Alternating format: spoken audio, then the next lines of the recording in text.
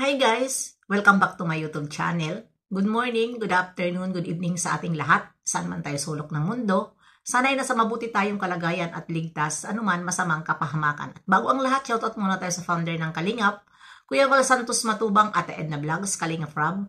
Siyempre kay Jack Matubang at sa lahat ng mga sponsor na walang sawa tumulong sa mga nangangailangan, more blessing to come. At siyempre, shoutout sa Strikers team. Nandyan si Maria Ligaspe Vlog, Pexelixi, Ermagalo Mix Vlog, Hayats Mix Vlog, Selena Barbosa at syempre Cel TV PH and Banat Bagsik. At syempre shoutout kay Atod ang Tita Ledia. Mega love shoutout. At syempre ang once a year na kaibigan, walang iba kundi si Go Aheaded. Mega love shoutout sa iyo. Go Aheaded sa once a year. Ayan. Ano ngayon ang ating reaction video?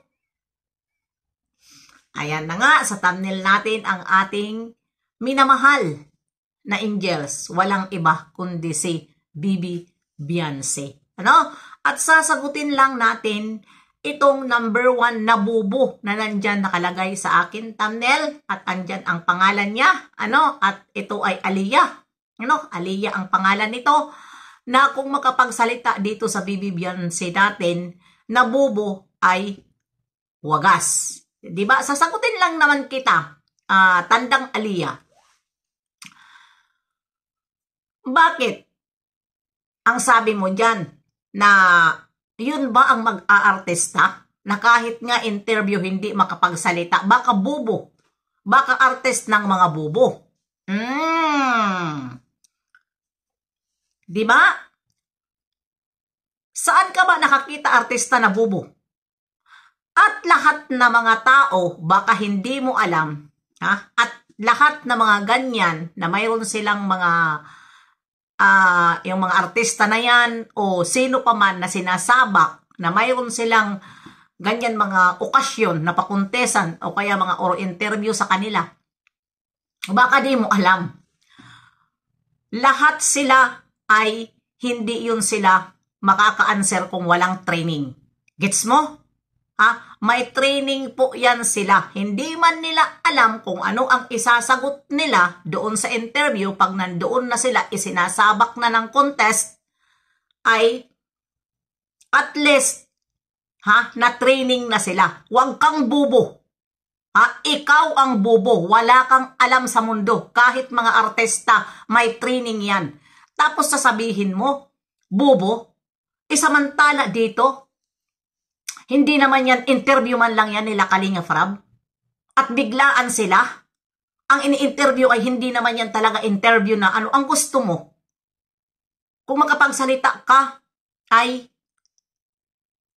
sino ba sa kanila ang matalino dyan sa mga angels? Hindi ba minsan pag ini-interview sila ay mali-mali, lahat naman sila, kasi wala silang training.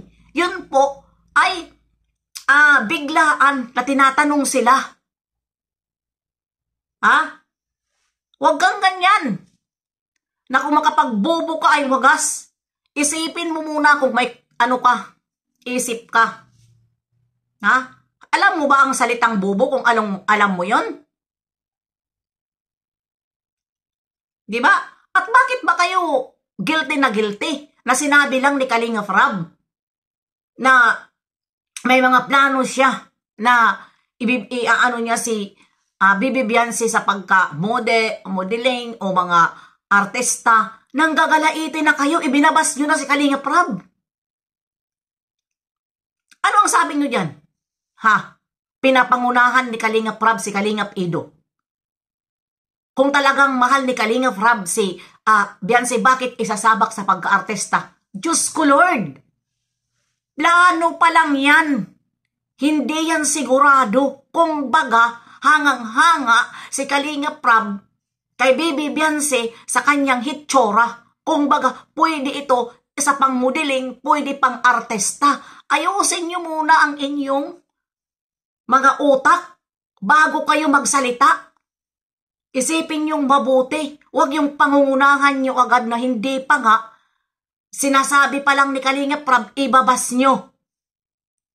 Diba? Ang ano nyo, ang hilig nyo sa mga ganyan, hindi na lang kayo nakikinig. Di ba?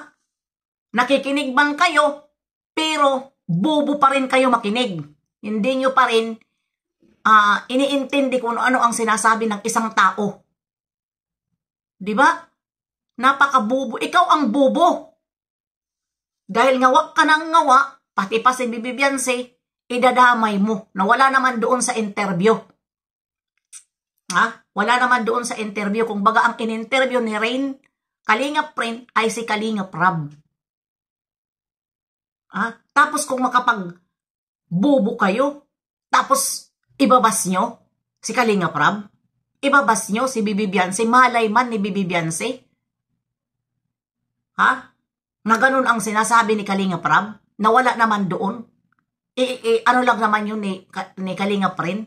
Upload. Nag-interview siya kung ano ang mga plano ni Kalingap Rab dito kay Bibi Beyonce. Tapos ganun kayo? Di ba? Pangungunahan nyo lagi si Kalingap Rab. Wala kayong magagawa kung ano ang desisyon ni Kalingap Rab sa kanyang mga angels. Dahil siya ang nakakaalam. Huwag kayong ganyan. Dahil pag sinasagot kayo, sasabihin nyo sa reactor, balahura. Balahura, balahura. Ano naman ang mga bunganga nyo ngayon? Hindi ba kayo mga bungangera? Kayo lang ba ang gusto magsalita? Nakakasakit kayo sa isang tao? Di ba? Nakakasakit kayo sa isang tao. Hindi sila man kayo makita nila, nandito kami na nagsusubaybay kung sino ang mga bastos mag-comment. Ikaw ang bastos. Ikaw ang bubo dahil nagko-comment ka ng ganyan na hindi mo muna iniisip ang sinasabi ng isang tao. Ikaw ang super bubo. Di ba, Aliyah? Masakit ba na ikaw ngayon ang pinagsalitaan ko na bubo? Masakit? Dahil lang akala mo, kung isabak yan sa mga contest, si Bibi Beyonce, walang training. Kung halimbawa doon na talaga sa may training po yun. May training. Kung wala kang anak na hindi nakukuha ng mga ganyan, may anak ako na nakukuha sa mga ganyan. May anak ako sa school na nakukuha ng mga ganyan. Tinitraining sila. Hindi man ibinibigay ang answer, pero at least alam nila ang gagawin nila doon. Kung ano ang gagawin nila. Na kung halimbawa ito ang tanungin, di ba? About sa kalikasan, interviewin ka sa about, example lang yan, about sa kalikasan. Ano ang isasagot mo? Ganon. Pero hindi yun doon interview. Doon, hindi. Kung baga, training sila. Tinitraining sila kung ano ganon ang isasagot nyo. Gets mo? Dahil hindi marunong sumagot si Bibi Beyonce, bubo agad yun. Ay, mahihaya ka. Yung mga interview dyan, biglaan yan, wala silang training. Wala silang training. Kaya minsan mali-mali ang sagot nila. Diba?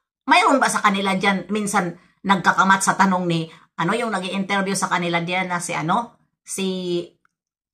ba yan? Andyan niya ako. Wala, minsan mali-mali sila. Pero intindihin natin. Intindihin natin dahil hindi sila yung talaga. Diba? Wala kayong sa mahilig kayo, ang hilig nyo. Lahat na lang na mga angels, aanuhin nyo. Ang tatanda pa natin, ikaw matanda ka na siguro, pero wala ka pa rin pinagkatandaan. Masasabi mo lang, sasabihin mo. Tragets, yung sasabihin lang ni Kalingap Rab, yung mga plano niya kay Bibi Beyonce, hindi mo na gets. Plano lang ni Kalingap Rab dahil hanga siya sa kagandahan at kasiksihan. Yun.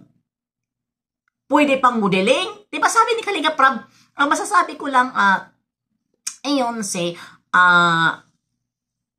Bibi Beyonce ay pwede siya pang modeling, pang artist, at saka ayan, magpangarap niya na magpa-flight attendant, di ba? Yun ang sabi ni Kalingap Rab. Pero ano ang mga ano nyo, ang dami nyong basher doon. Ang ganda ng interview ni Kalinga Prin. Diba? Kaya yan, hanggang dito na lang. Ikaw ang bobo, hindi si Bibi Beyonce. Bye-bye! See you next live and upload. God bless sa ating lahat.